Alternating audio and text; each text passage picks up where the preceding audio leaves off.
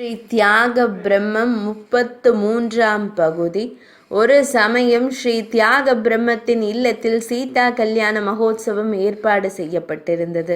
தம்மால் இயன்ற திரவியங்களை அக்கம் பக்கத்தில் இருந்தவர்கள் எல்லோரும் கொண்டு தரவும் தடபுடலான விருந்து ஏற்பாடாகி கொண்டிருந்தது.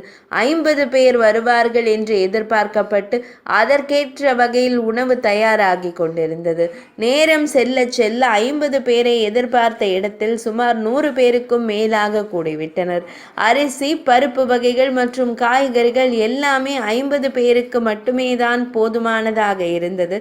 ஏதோ 5-6 பேர் அதிகப்படியாக வந்தால் சமாளித்துவிட. ஆனால் 2 மடங்காக வருகை அதிகரித்தால் என்ன செய்வது? எல்லாவற்றையும் மேற்பார்வை கண்டு வருகின்ற சிஷ்யர்கள் பதட்டத்தின் உச்சத்தில் இருந்தனர்.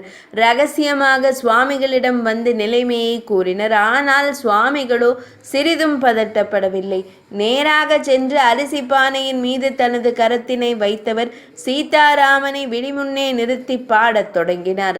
ராமுனி மறவகவே ஓ மனசா என்று தொடங்கி சுவாமிகள் பாடிய அப்பாடலின் பொருளை இனி காணலாம். ராமனை மறவாதே நெஞ்சே, ராமனை மறவாதே. வேள்வியை காத்தவன், வினைகளை மாய்ப்பவன், ஒழுக்கத்தின் உறைவிடம் வைதேகி ராமனை மறவாதே நெஞ்சே.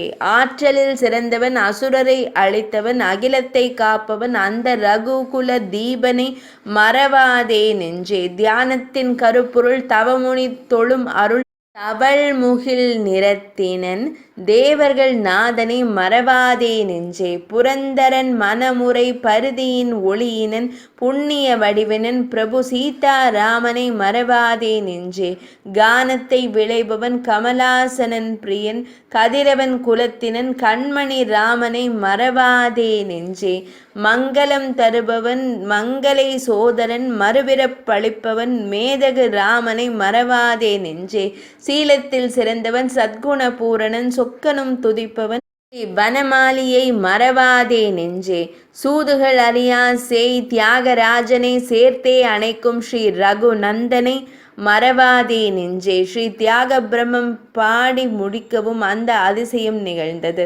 திடீரென அவர் இல்லத்தின் கொல்லை கதவு படபடவென்று தட்டப்பட்டது. திறந்து பார்த்தால் பெரிதாக 2 வானரங்கள் தலையில் மூட்டை அரிசியை சுமந்தபடி அங்கே நின்றிருந்தன. சிஷ்யர்கள் நம்ப இயலாமல் ஆனந்த கூச்சலிட்டனர். இன்னும் சில வானரங்கள் காய்கறிகள், பழங்கள், வெள்ள மூட்டை, மளிகை என்று பலவற்றையும் கொண்டு வந்து வைத்துவிட்டு வந்த சுவடு தெரியாமல் மறைந்து சென்றன. சீதா கல்யாணத்திற்கு அனுமனே தன் படையினரோடு வந்து உதவியதாக இந்நிகழ்வினை கண்டவர்கள் அனைவரும் அன்று பேசி சிலிர்த்தனர். இதுபோன்று ஸ்ரீ தியாக பிரம்மம் வாழ்வில் எத்தனையோ வைபவங்கள் நடந்திருப்பதாக தெரிகின்றன. புத்தகங்களில் பதிவு செய்யப்பட்டிருக்கும் நிகழ்வுகளுக்கே ஆதாரம் தேடி ஆராயும் நமக்கு இது போன்ற செவிவழி செய்திகளில் அவ்வளவு விரைவில் நம்பிக்கை ஏற்பட்டு விடாது என்பதே நிதர்சனமான உண்மையாக இருக்கிறது. ஆனால் இங்கே நாம் ஒன்றை சிந்தித்து காணலாம். நமது பாரத பூமி இதுவரையில் எத்தனையோ மகான்களை தரிசித்திருக்கிறது. அவர்களின் வாழ்வில் நடந்ததாக கூறப்பட்ட பல்வேறு அற்புதங்களையும் செவிமடுத்து அறிந்திருக்கிறது. அந்த வகையிலே ஸ்ரீ தியாக பிரம்மம் வாழ்விலும் அற்புதங்கள் நிகழ்ந்திருக்கின்றது. நம்புவது நமக்கு கடினமாக இருக்கிறது என்ற ஒரே காரணத்திற்காக மகான்களை விமர்சனம் செய்யலாகாது.